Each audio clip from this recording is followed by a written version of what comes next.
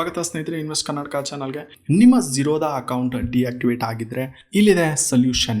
ನೀವೇನಾದರೂ ಇನ್ನೂ account open ಮಾಡಿಲ್ಲ ಅನ್ನೋದಾದ್ರೆ ಝೀರೋದ ಅಕೌಂಟ್ ಲಿಂಕ್ ಡಿಸ್ಕ್ರಿಪ್ಷನ್ ಇರುತ್ತೆ. ನಿಮ್ಮ ಝೀರೋದ ಅಕೌಂಟನ್ನು ಈಗಲೇ ಓಪನ್ ಮಾಡಿ ಟ್ರೇಡ್ ಮಾಡೋಕ್ಕೆ ಸ್ಟಾರ್ಟ್ ಮಾಡಿ, ಇನ್ವೆಸ್ಟ್ ಮಾಡೋಕ್ಕೆ ಸ್ಟಾರ್ಟ್ ಮಾಡಿ. ನಮ್ಮ ಚಾನಲಲ್ಲಿ ಇದ್ರ ಬಗ್ಗೆ ಸಂಪೂರ್ಣ ಮಾಹಿತಿ ಇದೆ. ಓಕೆ, ಇಷ್ಟು ಹೇಳ್ತಾ ವಿಡಿಯೋನ ಸ್ಟಾರ್ಟ್ ಮಾಡೋಣ. ನಿಮ್ಮ ಅಕೌಂಟ್ ಡಿಆಕ್ಟಿವೇಟ್ ಆಗೋಕ್ಕೆ ಕಾರಣ ಏನು ಗೊತ್ತಾ? ಒಂದಷ್ಟು ದಿನ ನೀವು ಅಕೌಂಟ್ನ ಯೂಸ್ ಮಾಡಿಲ್ಲ ಅಂದರೆ ನಿಮ್ಮ ಅಕೌಂಟ್ ಡೋರ್ಮೆಂಟ್ ಆಗುತ್ತೆ. ಏನಾಗುತ್ತೆ ಅಂದರೆ, ನಿಮ್ಮ ಅಕೌಂಟ್ ಸ್ವಲ್ಪ ದಿನ ಯೂಸ್ ಮಾಡಿಲ್ಲ ಅಂದರೆ ಅದನ್ನು ಡೋರ್ಮೆಂಟ್ ಅಂತ ಹೇಳ್ತಾರೆ. ಆಸ್ ಪರ್ ಎಕ್ಸ್ಚೇಂಜ್ ರೆಗ್ಯುಲೇಷನ್ ನಿಮ್ಮ ಅಕೌಂಟನ್ನು ನಾವು ಡಿಆಕ್ಟಿವೇಟ್ ಮಾಡಿರ್ತೀವಿ 1 ವರ್ಷದ ಕಾಲ ಯೂಸ್ ಮಾಡಿಲ್ಲ ಅಂದರೆ. ಸೊ ಇದು ಒಂದು ಪಾಸಿಬಿಲಿಟೀಸ್ ಇರುತ್ತೆ. ಅಥವಾ ನೀವು ಆಕ್ಟಿವೇಟ್ ಮಾಡಬೇಕಾದ್ರೆ ಕೆಲವು ಡಾಕ್ಯುಮೆಂಟ್ಗಳನ್ನ ಅಪ್ಲೋಡ್ ಮಾಡಿಲ್ಲ ಅಂದರೆ ಈ ಒಂದು ಪ್ರಾಬ್ಲಮ್ಗಳು ಆಗುತ್ತೆ. ನೀವು ನಿಮ್ಮ ಒಂದು ಝೀರೋದ ಅಕೌಂಟ್ ಲಾಗಿನ್ ಆದರೆ ನಿಮಗೆ ಆಕ್ಟಿವೇಟ್ ಆಗೋಕ್ಕೆ ಕೇಳುತ್ತೆ. ಆಕ್ಟಿವೇಟ್ ಲಿಂಕ್ ಇಲ್ಲಿದೆ. ನಮಗೆ ಒಂದಷ್ಟು ನೋಟಿಫಿಕೇಷನ್ ಬಂದಿದೆ. ಈ ನೋಟಿಫಿಕೇಷನಲ್ಲಿ ಸೆಕೆಂಡ್ ನೋಟಿಫಿಕೇಷನ್. ಸೊ ನಮ್ಮದು ಕ್ಲಿಕ್ ಮಾಡ್ತೀವಿ.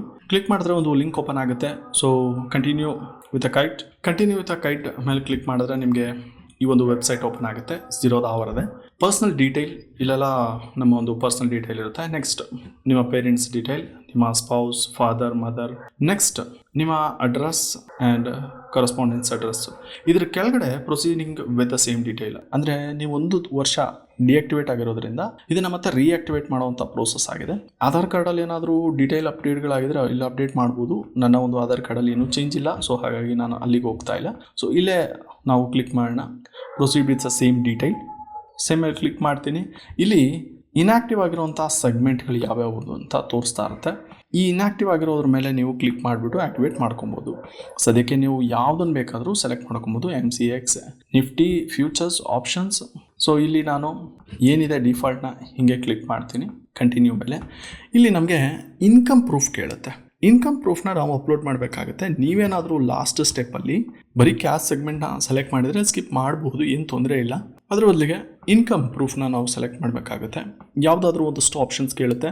ಲಾಸ್ಟ್ 6 ಮಂತ್ ಅಥವಾ ಇನ್ಕಮ್ ಟ್ಯಾಕ್ಸ್ ರಿಟರ್ನ್ ಅಕ್ನಾಲೆಜ್ಮೆಂಟ್ ಏನಾದರೂ ಇದ್ದರೆ, ಅಥವಾ ಸ್ಯಾಲ್ರಿ ಸ್ಲಿಪ್ ಏನಾದರೂ ಇದ್ದರೆ, ಅಥವಾ ಫಾರ್ಮ್ 16 ಇದ್ದರೆ, ನೆಟ್ವರ್ತ್ ಏನಾದರೂ ಸರ್ಟಿಫಿಕೇಟ್ ಇದ್ದರೆ, ಒಂದು ಡಿಮ್ಯಾಟ್ ಅಕೌಂಟ್ ಏನಾದರೂ ಸ್ಟೇಟ್ಮೆಂಟ್ಗಳಿದ್ರೆ ನೀವು ಇಲ್ಲಿ ಹಾಕ್ಬೋದು.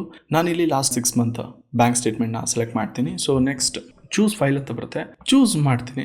ಈ ಚೂಸ್ ಮಾಡೋಕ್ಕಿಂತ ಮುಂಚೆ bank statement for 6 month with average balance more than 10,000, 10,000ಕ್ಕಿಂತ ಒಂದು ಆವ್ರೇಜ್ ಬ್ಯಾಲೆನ್ಸ್ನ 6 ತಿಂಗಳಲ್ಲಿ ಮೇಂಟೈನ್ ಮಾಡಿರಬೇಕು. ಓವರಾಲ್ ಕಲೆಕ್ಟಿವ್ ಆಗಿ. ಈಗ ನಿಮ್ಮ ಹತ್ರ 2,000 ಇದೆ, 1,000 ಇದ್ದರೆ ಪ್ರಾಬ್ಲಮ್ ಇಲ್ಲ.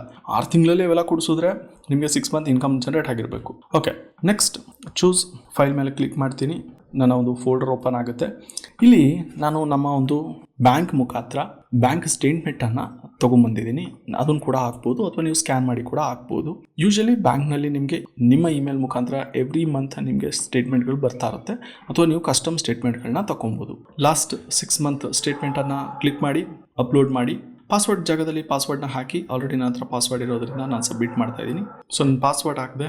ಇನ್ಕಮ್ ಪ್ರೂಫ್ ಅಪ್ಲೋಡೆಡ್ ಅಂತ ಕಂಟಿನ್ಯೂ ಮೇಲೆ ಕ್ಲಿಕ್ ಮಾಡೋಣ. ಕಂಟಿನ್ಯೂ ಮೇಲೆ ಕ್ಲಿಕ್ ಮಾಡಿದ್ರೆ ನನಗೆ FACTA ಡಿಕ್ಲರೇಷನ್ ಕೇಳ್ತಿದೆ. ಇದು ಒಂದು ಟ್ಯಾಕ್ಸಿಗೆ ಸಂಬಂಧಪಟ್ಟಿರೋವಂಥದ್ದು. ಹಾಗಾಗಿ ನೀವು ಬೇರೆ ಕಂಟ್ರಿಲಿ ಟ್ಯಾಕ್ಸನ್ನು ಪೇ ಮಾಡ್ತಿದ್ದೀರಾ ಅಂತ ಕೇಳ್ತಿದೆ. ಎಸ್ ಅಂದರೆ ಎಸ್, ನೋ ಅಂದರೆ ನೋ ಕ್ಲಿಕ್ ಮಾಡಿ. ಸದ್ಯಕ್ಕೆ ನಾನು ಯಾವ ಒಂದು ಕಂಟ್ರಿಯಿಂದನೂ ಟ್ಯಾಕ್ಸನ್ನು ಪೇ ಮಾಡ್ತಾ ಇಲ್ಲ. ಹಾಗಾಗಿ ನಮ್ಮ ಇನ್ಕಮ್ ಸ್ಲ್ಯಾಬ್ ಏನಿದೆ ಅದನ್ನೇ ಕ್ಲಿಕ್ ಮಾಡೋಣ. ಅದು ಆವ್ರೇಜ್ ಆಗಿ ಎಷ್ಟಿದೆ ಅನ್ನೋದನ್ನು ನೀವು ಕ್ಲಿಕ್ ಮಾಡ್ಕೊಳ್ಳಿ. ನೆಕ್ಸ್ಟ್ ಸೋರ್ಸ್ ಆಫ್ ವೆಲ್ತ್ ಬಂದು ನಿಮ್ಮೊಂದು ಬಿಸ್ನೆಸ್ ಅಥವಾ ಆನ್ಸೆಸ್ಟ್ರಲ್ ಪ್ರಾಪರ್ಟಿ, ಅಂದರೆ ನಿಮ್ಮ ತಂದೆ ತಾಯಿಯ ಆಸ್ತಿ, ಇನ್ಕಮ್ಮು, ರೆಂಟಲ್ ಇನ್ಕಮ್ ಏನಾದರೂ ಇದ್ದರೆ, ಪ್ರೈಸ್ ಮನಿ, ಹೇಗೆ ನಿಮ್ಮ ಒಂದು ವೆಲ್ತ್ ಸೋರ್ಸ್ ಕ್ರಿಯೇಟ್ ಆಗಿದೆ ಅನ್ನೋದನ್ನು ಹಾಕಿ. Most of the time salary ಇರುತ್ತೆ. ಇಲ್ಲಿ ನಾನು ಬಿಸ್ನೆಸ್ ಇನ್ಕಮ್ ಅಂತ ಹಾಕ್ತೀನಿ. ನೆಕ್ಸ್ಟ್ ಪೊಲಿಟಿಕಲಿ ಎಕ್ಸ್ಪೋಸ್ಡ್ ಆಗಿದ್ದೀರಾ ಅಂದರೆ ನೀವು ರಾಜಕೀಯಕ್ಕೆ ಸಂಬಂಧಪಟ್ಟ ವ್ಯಕ್ತಿನ ಹೌದಾ ಅಲ್ವಾ ಅಂತ ನೋ. ಸೊ ಹಾಗಾಗಿ ನಾಟ್ ಪೊಲಿಟಿಕಲಿ ಎಕ್ಸ್ಪೋಸ್ಡ್ ಅಂತ ಕ್ಲಿಕ್ ಮಾಡ್ತೀನಿ. ನೆಟ್ವರ್ತ್, ಇಲ್ಲಿ ನೀವು ಎಷ್ಟು ವರ್ತ್ ಅಂದರೆ ನಿಮ್ಮ ಒಟ್ಟು ಆಸ್ತಿ ಮೊತ್ತವನ್ನು ಇಲ್ಲಿ ಇದು ಆಪ್ಷನಲ್ ಆಗಿರೋದ್ರಿಂದ ನಾನು ಇಲ್ಲಿ ಹಾಕೋದಿಲ್ಲ. ನೆಕ್ಸ್ಟ್ ನೆಟ್ವರ್ತ್ ಡೇಟ್ ಕೂಡ ಆಪ್ಷನಲ್ ಆಗಿದೆ, ಹಾಕೋದಿಲ್ಲ. ನೆಕ್ಸ್ಟ್ ಆಕ್ಯುಪೇಷನ್ ಬಂದು ನಿಮ್ಮ ಒಂದು ಆಕ್ಯುಪೇಷನ್ನ ಸೆಲೆಕ್ಟ್ ಮಾಡ್ಕೊಳ್ಳಿ. ನಾನು ಬಿಸ್ನೆಸ್ ಅಂತ ಸೆಲೆಕ್ಟ್ ಮಾಡ್ಕೊತೀನಿ. ನಿಮಗೆ ಯಾವ್ದು ಬೇಕೋ ಅದನ್ನು ಸೆಲೆಕ್ಟ್ ಮಾಡ್ಕೊಳ್ಳಿ. ಗೌರ್ಮೆಂಟ್ ಆಗಿದ್ರೆ ಪಬ್ಲಿಕ್, ಅಥವಾ ಪ್ರೈವೇಟ್ ಸೆಕ್ಟರ್, ಪ್ರೊಫೆಷನಲ್, ಅಗ್ರಿಕಲ್ಚರ್ ಆಗಿದ್ರೆ ಅಗ್ರಿಕಲ್ಚರ್, ಸ್ಟೂಡೆಂಟ್ ಆಗಿದ್ರೆ ಸ್ಟೂಡೆಂಟ್. ನೆಕ್ಸ್ಟ್ ನಿಮ್ಮ ಒಂದು ಮೆರಿಟಲ್ ಸ್ಟೇಟಸ್ ಬಂದು married, single, widow, divorce, not applicable. I am single, so single. Next declaration, ಈ ಒಂದು ಹೇಳಿರೋಂಥ ಹೇಳಿಕೆಗಳೆಲ್ಲ ಕರೆಕ್ಟ್ ಅಂತ ಹಾಕಿರ್ತೀನಿ. ಇನ್ ಕೇಸ್ ಏನಾದರೂ ಕೊಟ್ಟಿರೋಂಥ ಇನ್ಫಾರ್ಮೇಷನ್ ತಪ್ಪಾಗಿದ್ರೆ ಸೊ ಇದಕ್ಕೆಲ್ಲ ಕ್ಲಿಕ್ ಮಾಡಿಬಿಟ್ಟು ಕಂಟಿನ್ಯೂ ಮೇಲೆ ಕ್ಲಿಕ್ ಮಾಡಿ. ಕ್ಲಿಕ್ ಮಾಡಿದ್ರೆ ನಿಮಗೆ ನೆಕ್ಸ್ಟ್ ಓಪನ್ ಆಗೋದು ವೆಬ್ ಕ್ಯಾಮ್ IPV ಅಂತ. ಈ ವೆಬ್ ಕ್ಯಾಮ್ IPV ಅಂದರೆ ಏನು ಅಂದರೆ ಒಂದು ನಂಬರನ್ನು ತೋರಿಸ್ತಾರೆ, 4 ಡಿಜಿಟ್ ನಂಬರನ್ನು. ಈ ಒಂದು 4 ಡಿಜಿಟ್ ನಂಬರನ್ನು ನೀವು ನಿಮ್ಮ ಮುಖದ ಹತ್ತಿರ ಒಂದು ಬಿಳಿ ಹಾಳೆಯಲ್ಲಿ ದೊಡ್ಡ ಅಕ್ಷರದಲ್ಲಿ ಬರೆದು ಹೋಲ್ಡ್ ಮಾಡಬೇಕಾಗುತ್ತೆ. ಈ ಚಿತ್ರದಲ್ಲಿ ಇರೋ ಥರ ಇದನ್ನು ಹೋಲ್ಡ್ ಮಾಡಿ ನೀವು ಇಟ್ಕೋಬೇಕಾಗುತ್ತೆ. ನಿಮ್ಮ ಕ್ಯಾಮ್ರಾ ಕ್ಲಾರಿಟಿ ಇರಬೇಕು. ಇದನ್ನು ಮೊಬೈಲಲ್ಲಿ ಮಾಡಿ, ಯಾಕೆಂದರೆ ಫ್ರಂಟ್ ಕ್ಯಾಮ್ರಾ ಈ ನಡುವೆ ಬರ್ತಾ ಇರೋವಂಥ ಮೊಬೈಲ್ಗಳಲ್ಲಿ ತುಂಬ ಕ್ಲಾರಿಟಿ ಆಗಿರೋದ್ರಿಂದ ನಿಮ್ಮ ಒಂದು ಕ್ಲಾರಿಟಿ ಚೆನ್ನಾಗಿ ಕಾಣಿಸುತ್ತೆ. ಹಾಗಾಗಿ ನೀವು ಯಾರ ಕೈಲಾದರೂ ಕೊಟ್ಟು ಮೊಬೈಲನ್ನು ಹೋಲ್ಡ್ ಮಾಡಿಸ್ಬೋದು ಅಥವಾ ನೀವೇ ಇದನ್ನು ಖುದ್ದಾಗಿ ಇಟ್ಕೋಬೋದು. ಸೊ ಈ ಥರ ಒಂದು ಪೋಸನ್ನು ಕೊಡಬೇಕಾಗತ್ತೆ. ನಂಬರನ್ನ ಬರೆದು ಇಲ್ಲಿರೋ ನನ್ನ ಒಂದು ನಂಬರನ್ನು ನಾನು ಬರೆದು ಕೊಡ್ತೀನಿ. ಓಕೆ ಸ್ನೇಹಿತರೆ, ಈಗ ನಾನು ಒಂದು ವೈಟ್ ಪೇಪರಲ್ಲಿ ಬರೆದು ಕ್ಯಾಪ್ಚರ್ನ ಮಾಡ್ತೀನಿ. ಸೊ ಕ್ಯಾಪ್ಚರ್ ಆದಮೇಲೆ ನೆಕ್ಸ್ಟ್ ಸ್ಟೆಪ್ಪು ಟಿಕ್ ಬರುತ್ತೆ ನಿಮಗೆ. You have received KYC request, verify this can be take up to 24 to 48 hours. ಈ ಒಂದು ವೆರಿಫಿಕೇಶನ್ ಆದಮೇಲೆ ನಿಮಗೆ ನೋಟಿಫಿಕೇಶನ್ ಬರುತ್ತೆ ಇಮೇಲ್ ID ಮುಖಾಂತರ. ಸೊ ಹಾಗಾಗಿ ವರಿ ಮಾಡೋ ಅವಶ್ಯಕತೆ ಇಲ್ಲ.